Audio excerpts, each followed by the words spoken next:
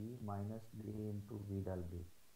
तो जो आपके पास यहाँ पे वी है, it is known as drift velocity which is perpendicular to B.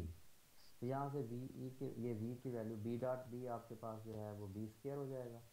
तो क्योंकि डॉट प्रोडक्ट है, तो वी ये आपके पास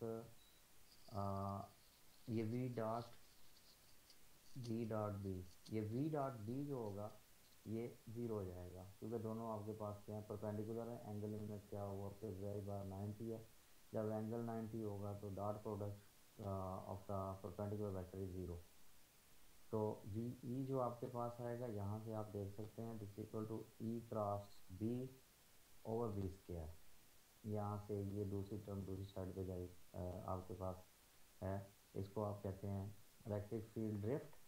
ये V E is equal to E cross B over B square. और इसको अगर आप मैग्नीट्यूड फॉर्म में लिखेंगे तो E B over B square, E B sine theta आपके पास आता है इंटू एन यूनिट वेक्टर आएगा ये वाला। तो ये आपके पास बोथ आर परपेंडिकुलर, तो थीटा 90 हो जाएगा। तो एन यूनिट वेक्टर जो है उसका मैग्नीट्यूड अगर आप बात कर रहे हैं वो वन होगा। तो ये आपके पास equation E B over B square this one. Sir तो इलेक्ट्रिक मैग्नेटिक फील्ड परपेंडिकुलर कैसे? अब देखें ना हमने आप। हाँ जी, स्टार्ट हाँ जी। में कहा था कि इलेक्ट्रिक फील्ड एक्स कंपोनेंट और वाई कंपोनेंट जी एक्स और जी कंपोनेंट में है, और मैग्नेटिक फील्ड अलोंग जी है, तो ये नहीं, परपेंडिकुलर। मैं आपको बता रहा हूँ, ये उसकी ये वाली जो हम ड्रिफ्ट वेलोसिटी फाइंड आउट कर रहे हैं ना, ये उस केस का नहीं है जो रैंडम केस है। वो तो हमने कल कंप्लीट किया था उसका, उसकी आपने ये वाला जो है आप general expression for the drift velocity calculate करते हैं जब आपके पास दोनों ये आपके पास फील्ड जो हैं परपेंडिकुलर हो। ये उस सूरत में केस है, ठीक है ना। अदरवाइज तो यहाँ पे ई बी साइन थीटा आ जाना है ना। तो अगर थीटा की वैल्यू कोई रैंडम हो, तो ये परपेंडिकुलर कंपोनेंट की जस्ट बात हो रही है जहाँ पे मैक्सिमम फील्ड आपको आएगा, ठीक है ना। ठीक है। मैक्सिमम फील्ड, हाँ जी, मैक्सिमम फील्ड की वैल्यू जो है वो उस वक्त ही होगा। सर ये जो इक्वेशन पड़ी थी वी वाई का जो हमने सोल्यूशन निकाला, नहीं यहीं वो से तो हमने डिफाइन की थी ना ड्रिफ्ट वेलोसिटी। मैं आपको बता, वो डिफाइन हमने उधर से की है। लेकिन ये जो हम रिलेशन फाइंड आउट कर रहे हैं ना, ये जनरल रिलेशन है for drift velocity of the charge particles when they are in maximum phase. के मतलब कि ये उस सूरत में है आपके पास जब मैक्सिमम उसकी इलेक्ट्रोमैग्नेटिक फील्ड होगी। जो वी एक्स वी वाई के सोल्यूशन है वो एक्स वाई कंपोनेंट में वो तो अलहदा चीज़ें हमने कल जो है उसको स्टडी कर लिया है। ये हम magnitude of the velocity general find कर रहे हैं, इसमें कोई कंपोनेंट नहीं हम फाइंड कर रहे कि ये इसका एक्स कंपोनेंट है, ये वाई कंपोनेंट का सोल्यूशन था, या आपके पास जी कंपोनेंट आया था। ये वो नहीं है, this is general for general expression for the आपके पास जिसमें आप ना कोई एक्स कंपोनेंट ले रहे हैं ई का ना बी का। आप जस्ट ये कह रहे हैं कि जो मैक्सिमम पोजीशन है उस पे आप इसको आप देख रहे हैं बस, कि मैक्सिमम वैल्यू कहाँ पे आती है वेलोसिटी की, ठीक है ना। तो ये वो चीज़ है। तो यहाँ पे बी और बी कैंसिल आउट हो गए। ये आप देख सकते हैं कि बी और बी कैंसिल, तो this is B magnitude E over B. तो ये आपके पास जो है इसका आगे फाइंड आउट किया हुआ है डायमेंशन। तो ये आप देख सकते हैं सिंपल कि इसकी डायमेंशन वेरी वालेबल प्लास्टिक है मेरे पास है। यहाँ से कैलकुलेट कर सकते हैं ई ओवर बी से आप। तो वी ओवर ये आपके पास E over B volt per metre tesla, आप तो इसको चेंज करके आप यहाँ पे देखें V is equal to metre per second में आप यहाँ पे प्रूफ कर रहे हैं।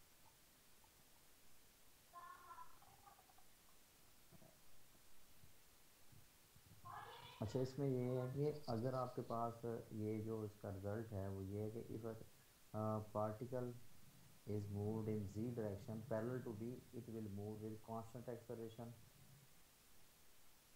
The force of the force magnetic field will zero but not of e, so there will be constant acceleration।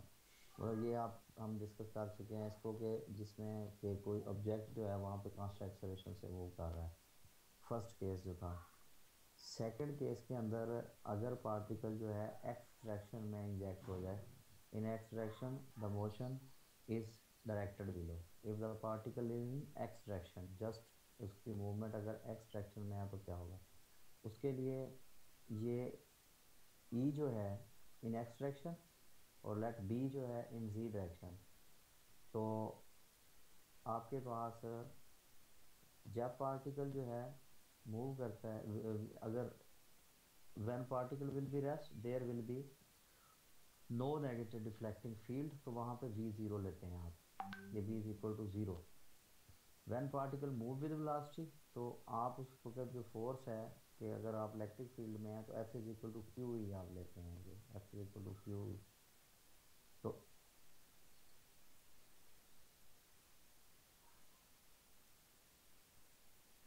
तो एक के लिए आप इलेक्ट्रॉन के लिए एक फील्ड जो है प्लस ही ले लेते हैं, या दूसरे के लिए कन्वेंशन है जस्ट के आयन के लिए आप ई माइनस या ई वन या ई टू भी आप इसको कह सकते हैं।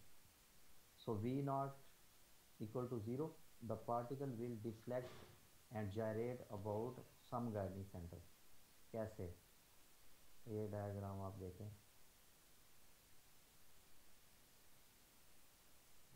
एक्स डायरेक्शन ऑफ ई, ये आयन आपके पास है पॉजिटिव, दिस इज इलेक्ट्रॉन, ये आपके पास यहाँ ये गाइडिंग सेंटर है इसका, ये डॉट जो है आपको नजर आ रहा है इसका ये गाइडिंग सेंटर है।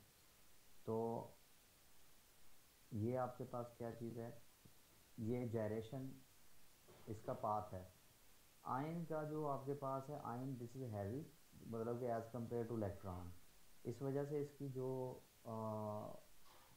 ट्रैक होगा ये आपके पास इसका वाइड होता है थोड़ा सा एज कंपेयर टू इलेक्ट्रॉन, और इसकी स्पीड जो है वो इलेक्ट्रॉन से कम होती है। तो ये आपके पास मैग्नेटिक फील्ड क्या करती है, जब भी आपके पास चार्ज पार्टिकल उसमें से मूव करता है तो उसको डिफ्लेक्ट करता है थ्रू सर्टन स्पाइरल पाथ्स। अगर आप इलेक्ट्रॉन की बात करते हैं, आप ये देख लें ये इलेक्ट्रॉन है, इसका जो ट्रैक है ये आपके पास स्मॉल है, मतलब कि लार्मर रेडियस इसका कम होता है as compare to this ion. तो ये इसके आपके पास जो मोशन उसकी है उसको आप आयन को और इलेक्ट्रॉन को विद रिस्पेक्ट टू दिस आप बता सकते हैं कि कौन सी जो मोशन है वो इलेक्ट्रॉन किस तरह से बिहेव करेगा और जो आपके पास आयन है वो किस तरह से करेगा। तो इसमें आप Larmor radius v is equal to R omega, ये आप देखें यहाँ से आप देख सकते हैं V R L perpendicular V perpendicular omega C, यहाँ से ओमेगा सी हमें पता है क्यू बी बाई एम होता है। So r l is equal to v perpendicular, इसमें ये वैल्यू पुट की है ओमेगा सी की, v perpendicular m over q b. तो ये आपके पास आ गया r l inversely proportional to omega c है। तो वी आप इससे देख सकते हैं कि जो वी परपेंडिकुलर है ये आपके पास 1 ओवर ओमेगा सी के इक्वलेंट है। सिंपली आप ये कह सकते हैं इसको कि जो इलेक्ट्रॉन है वो ज़ाहिर बात है उसकी मूवमेंट जो है वो जो आयन है उससे डिफरेंट होती है। तो ये आपके पास इसका जायरेशन पाथ जो है वेलोसिटी जो है उसकी अलार्मर रेडियस जो है आयन का इलेक्ट्रॉन के मुखालिफ सिमत में होता है, उसके अपोजिट डायरेक्शन में होता है। तो इस वजह से उसकी मूवमेंट इस तरह की है। तो omega c it is inversive to mass, तो r L directly proportional to M.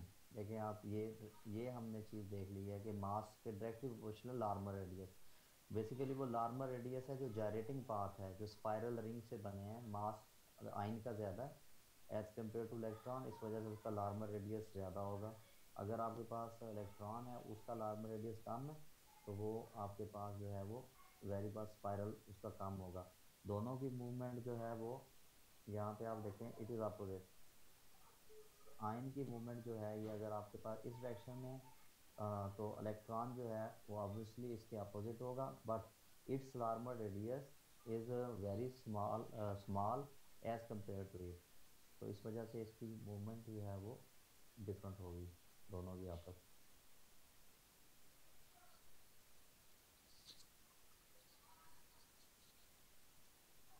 अच्छा उसके बाद जो है अगर आप ये यहाँ पे तो आप जनरल चीज़ें आपने देख ली हैं, omega C inverse proportional to M, R L directly proportional to M.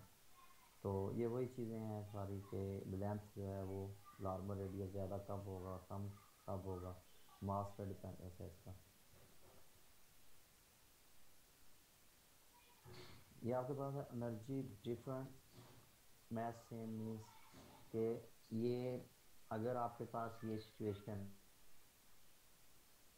इस क्लियर, तो यहाँ पे आप देखें कि इसको आप लिख सकते हैं 1/q Q E by.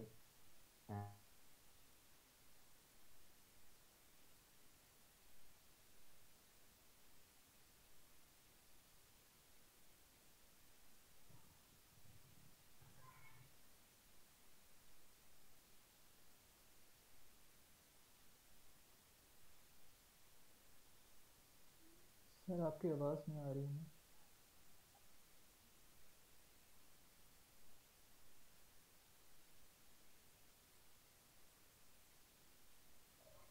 Yes sir वो please wait the 10-15 meeting minute. Host. ये क्या बात है, ये कहाँ, ये आपके पास जो है वो V E equal to 1/q Q E cross B over D square. तो यहाँ पे आपके पास इसको हम general equation for drift velocity 1/q into E cross B over B square, ये जनरल इक्वेशन है। यहाँ पे आप देखें ना, जो आप कह रहे थे कि ये वो तो स्पेशल केस था ना कि हमने ड्रिफ्ट वेलोसिटी फाइंड आउट की, E B over B square हो गया, परपेंडिकुलर है। अब ये वाला जो ई क्रॉस बी है ना, इट मीन्स कि इसमें परपेंडिकुलर नहीं है, मतलब वो आपके पास कोई भी सर्टन जो एंगल है जैसे एक्स वाई प्लेन में है, तो उसमें आप ये कह सकते हैं, दिस इज जनरल फार्मूला। तो वो जो आपके पास जो हमने किया है, this was special case when the both electric and magnetic fields are perpendicular to each other. तो वो आपके पास था कि जिसमें आपने देखा कि ये डिपेंडेंस किस चीज़ पे है, जो आप जो हमने ये वाला V perpendicular E by D जिससे आपने देखा था। जी ठीक हो गया। अच्छा मुझे बताएं इसमें कितने टॉपिक हैं और इस चैप्टर में, एक मिनट चैन बुक खैर मैं देखता हूँ।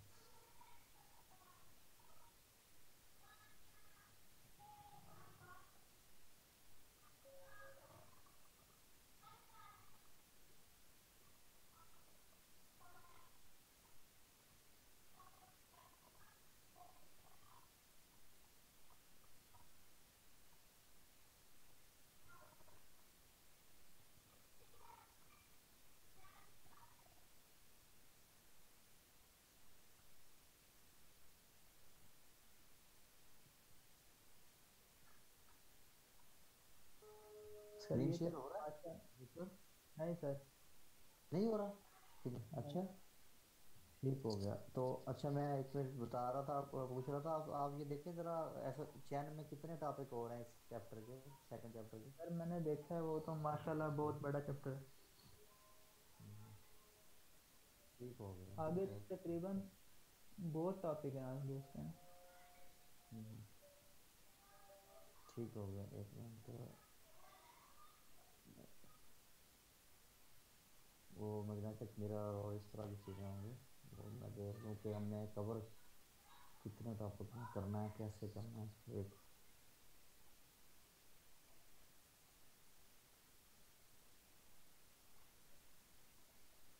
अच्छा 14 से आपका है मिड। यस सर ठीक हो 14 गया। दिसंबर से।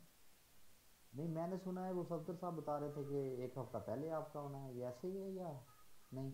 वो सर हो सकता है कि एक हफ्ता पहले हो जाए लेकिन उनकी सुबह कॉल आई थी मुझे, कहते हैं कि वो उनका जो मिड का है वो पूछ रहे थे कि, मैंने कहा 14 से होगा, वो कहते हैं नहीं 14 से तो मे बी ना हो, जल्दी एक हफ्ता पहले हो जाए, पता नहीं किस वजह से।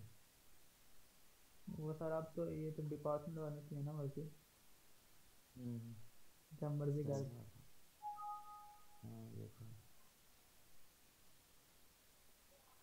वैसे सर मैं जो तो कहते स्केड्यूल है थे वो तो ऑफिशियल है।